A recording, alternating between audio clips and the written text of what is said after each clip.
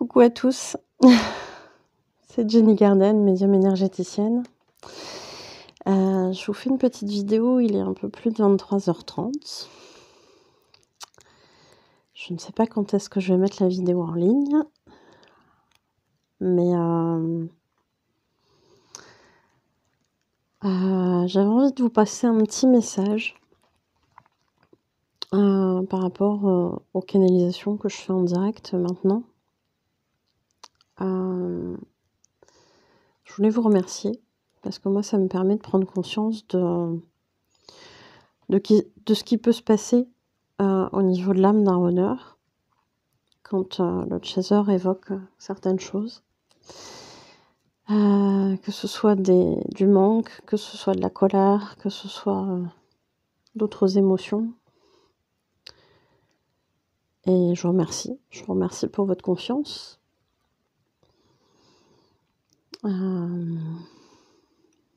C'est des échanges qui sont quand même très intimes.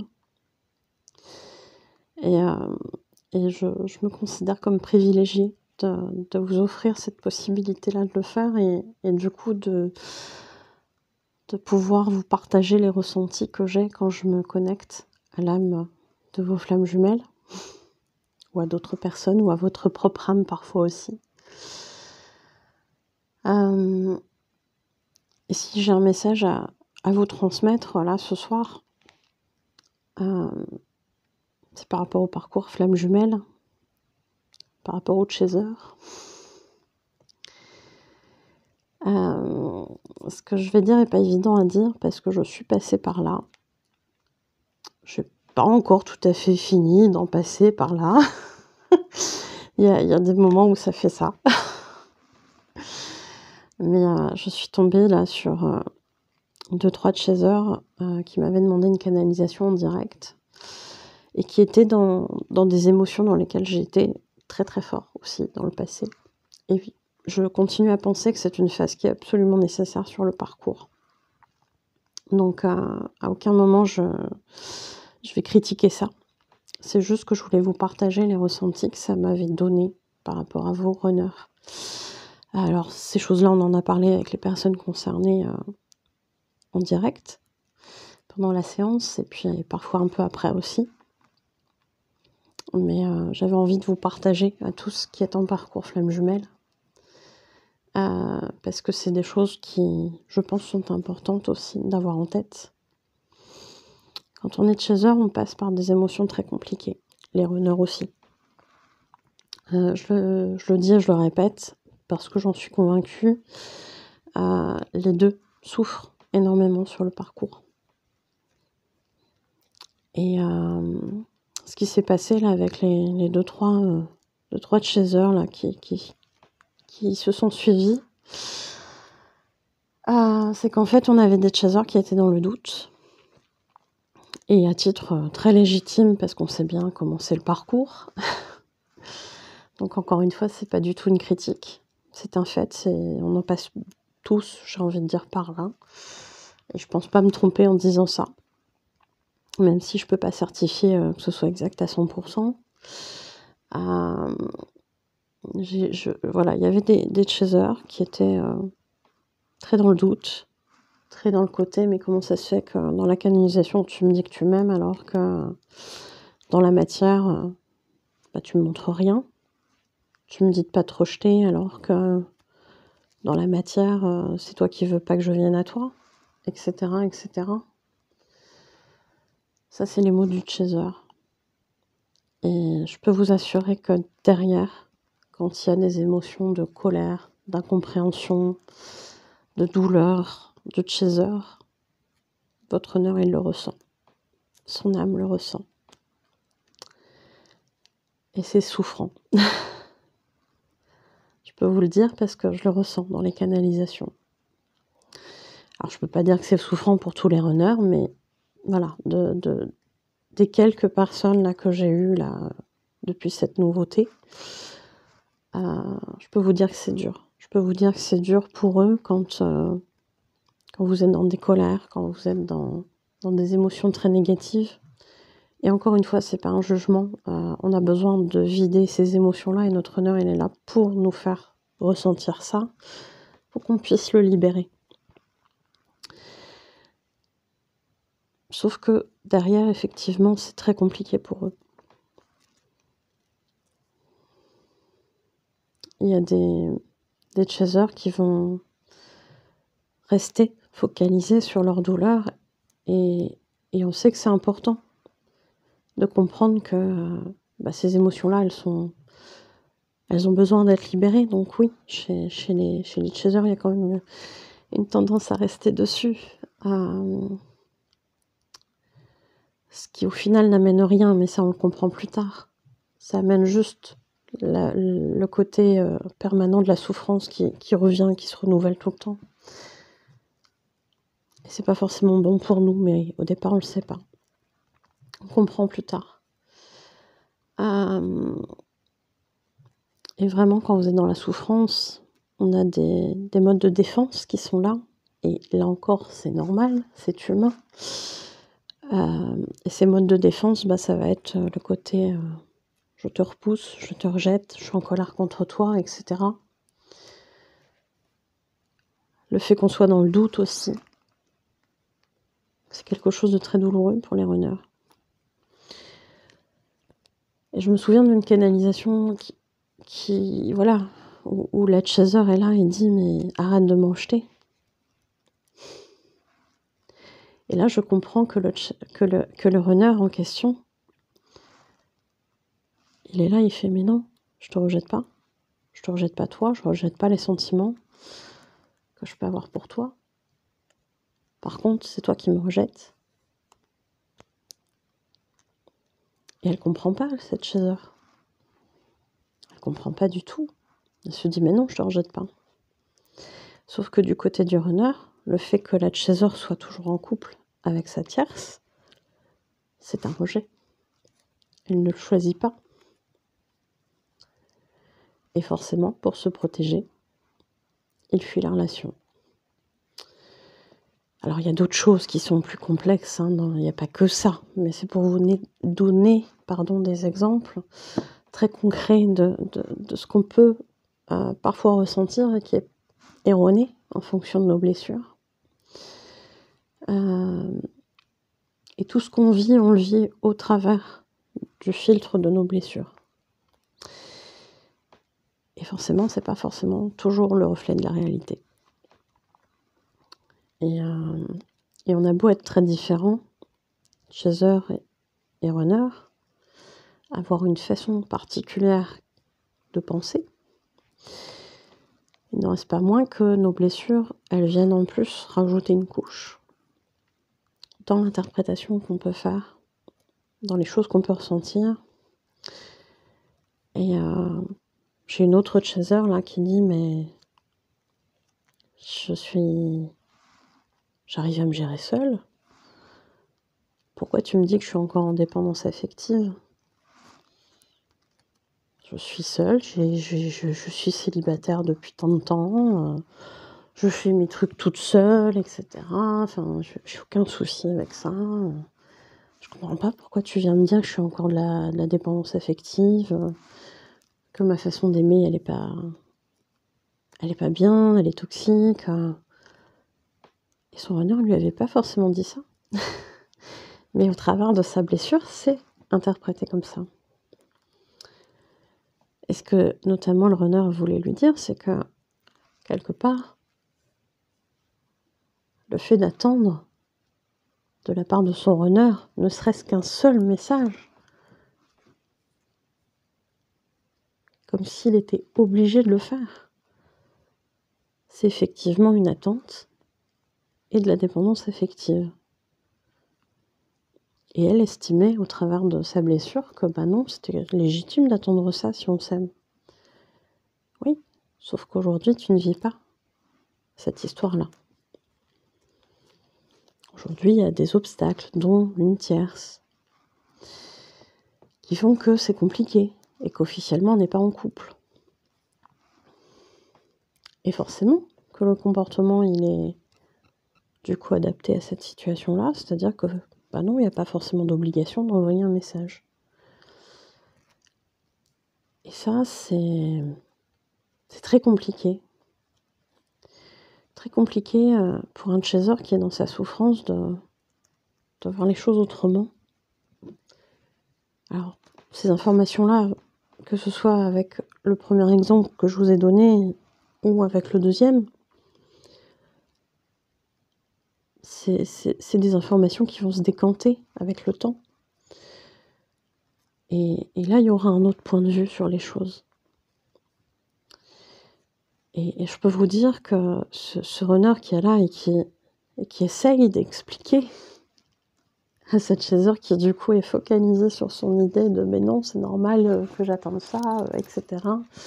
Et qui n'entend pas toutes les explications de son runner parce que les émotions elles sont là, les blessures elles sont là, ça vient rajouter des interprétations à d'autres interprétations qui sont peut-être pas forcément le reflet de la réalité.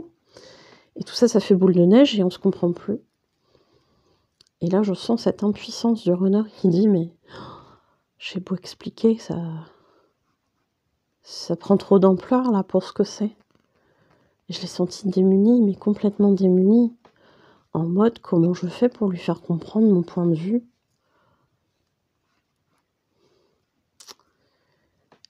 C'est compliqué. Et parfois, effectivement, il faut laisser du temps au chaser pour qu'il digère toutes ses émotions, pour qu'il fasse ses compréhensions, pour qu'il comprenne aussi et qu'il soit réellement convaincu que son runner, lui aussi, souffre. Ce qui n'est pas forcément le cas au départ. Et voilà, mais ce qui m'a le plus fait mal au cœur, c'est ce runner qui dit « Mais non, je suis pas en train de te rejeter. C'est toi qui me rejettes. » Et de sentir la douleur que ça lui provoquait, c'est quelque chose. Et en face, j'avais une chaser qui était là et qui était fermée, mais complètement fermée. Et je me suis rendu compte que moi aussi, j'ai été très fermée à certains moments. Parfois, je le suis encore. Je suis comme vous, j'apprends au fur et à mesure. Mais ouais, c'est dur, quoi. C'est dur parce qu'en face, il y a le runner qui ressent. Et c'est vrai qu'il ressent de tout. Consciemment, je sais pas, mais au niveau de l'âme, il ressent. Et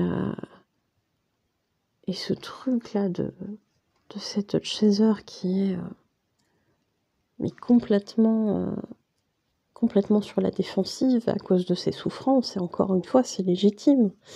Sur le plan humain, c'est un moyen de se défendre, de se protéger en tout cas. Et qui est là en mode, mais non, c'est pas logique ce que tu me dis par rapport au comportement que tu as sur Terre, etc. Et qui reste fermé là-dessus. Et là, j'ai son runner que je ressens, mais qui est effondré, littéralement effondré. Dans des souffrances terribles. Et qui se sent mais complètement abandonné, complètement lâché par les doutes de cette chaser. Et qui essaye de lui dire, tu sais, ce parcours, on est à deux, c'est à deux qu'il faut qu'on le fasse en fait. Si toi t'es pas là, moi je peux pas avancer. Et ce côté là encore, où il se sent abandonné, mais complètement abandonné. Et je l'ai senti mais vraiment terrifié de cette chaser qui se dit, mais non, moi je suis dans le doute, tu me montres rien dans la matière, là tu es en train de me dire que tu m'aimes, machin. Et encore une fois, je juge pas, c'est des doutes que j'ai eus aussi. Mais en face, ce runner qui est là et qui ressent littéralement dans ses tripes, dans son âme, que l'autre est en train de le lâcher, quoi. À cause des doutes. Et c'est terrible.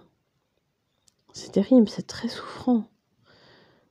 J'ai vraiment ressenti une très grosse souffrance à ce moment-là.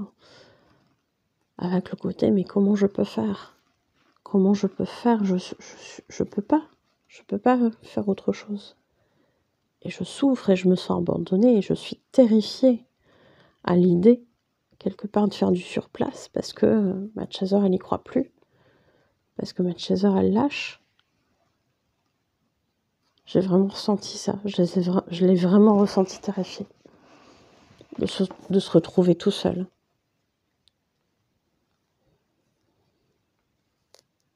Et j'ai en même temps ressenti énormément d'amour pour cette Chaser. Et au moment où je vous le dis, j'ai des petits frissons. Et moi, je suis là au milieu. Et j'essaye, en ressentant ces émotions de runner, d'expliquer à cette Chaser que c'est compliqué aussi pour lui, qu'il est en souffrance, qu'il y a ça qui se passe. Et parfois, vous êtes tellement en colère que c'est presque... je m'en fous. Alors, vous en foutez pas, vous vous en foutrez jamais. Mais cette colère, c'est vrai que des fois, elle est là et il n'y a plus que ça qui compte, il n'y a plus que ça qui existe. Et j'irai pas jusqu'à dire que le Chaser perd son humanité, c'est pas vrai. Mais en tout cas, il oublie quelques instants, ouais. Un Chaser qui est fermé à ce moment-là parce qu'il ressent ça, parce qu'il se protège, et il est complètement dans la fermeture. Et je reviens à me dire que finalement, on parle beaucoup du bouton off du runner. Vous savez, celui qui fait qu'il se coupe, en fait, de toutes les souffrances. Moi, j'ai un peu l'impression que dans ce cas-là, le Chaser, en fait, il se coupe de l'empathie qu'il a vis-à-vis de son runner. Et je vais pas dire que c'est bien ou que c'est pas bien. J'ai pas de jugement à porter là-dessus. Je suis passée par là aussi où je m'étais dit, après tout, voilà. Parce qu'il y a beaucoup de souffrance sur ce parcours. Alors, je suis pas en train de justifier les comportements de l'un ou de l'autre, hein. Je suis juste en train de vous dire qu'à un moment donné, il y a ça qui se passe de l'autre côté quand vous ressentez ces choses-là. Et j'ai bien conscience qu'en tant que chaser, on est presque obligé d'en passer par là pour justement évacuer ces émotions-là. Donc, j'ai pas l'impression qu'il y ait une issue. Et là, j'en ai plein qui font « Oh !» J'ai pas l'impression qu'il y ait une issue au sens où on est de personnalités différentes et qu'on voit les choses différemment et qu'on ressent les choses différemment. Mais dans un cas comme dans l'autre, il y a de la protection, parce qu'il y a des peurs. Et j'avais envie de vous partager dans quel état ça met votre honneur quand il se passe ces choses-là. Quand vous êtes en fermeture parce que vous avez trop souffert. Qu'est-ce que ça amène? Qu'est-ce que ça amène au niveau de son âme? Ça amène du désespoir, ça amène de la souffrance, ça amène un sentiment d'impuissance. C'est pas facile, c'est pas évident. Mais encore une fois, je vous juge pas, j'étais comme vous, j'ai fait la même chose. Et je savais pas non plus que ça provoquait ça. Et j'ai bien conscience qu'on doit en passer par là, encore une fois, pour évacuer. Ce serait intéressant d'avoir des canalisations de chaser pour les runners, pour que je puisse aussi vous dire dans quel état ça met les chasers quand il y a certains comportements de runner. Même si de mon point de vue de chaser, j'ai déjà quelques expériences. Quand ces runners nous rendent chèvres, hein, n'est-ce pas, les chasers? On a tous au moins pensé à quelque chose là tout de suite maintenant. Ça peut être bien lors des canalisations. Ouais. Voilà, un bon entendeur. Dans tous les cas, voilà, j'avais envie de vous partager ça.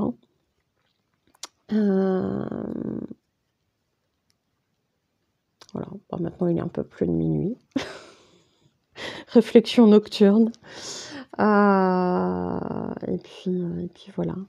J'espère que ça vous aura aidé.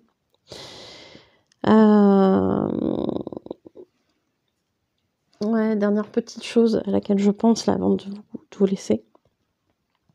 Quand je disais tout à l'heure que le chaser, à un moment donné, perd son empathie vis-à-vis de son runner, on est d'accord que c'est jamais de manière définitive. C'est toujours temporaire, hein, bien évidemment. Mais il y a besoin d'évacuer certaines émotions. Puisque le chaser, voilà, aimera toujours son runner et inversement. Et voilà. Bon, petite réflexion nocturne qui se termine. Il est temps. Je vous souhaite une belle journée, ou une belle soirée ou une belle nuit. Voilà, peut-être que vous me regardez la nuit aussi. Et puis merci de m'avoir écouté. N'hésitez pas à partager ce que vous ressentez par rapport à cette vidéo. Essayez d'être plus doux les uns envers les autres, que ça soit dans un sens ou dans un autre. Et puis à bientôt. Prenez soin de vous.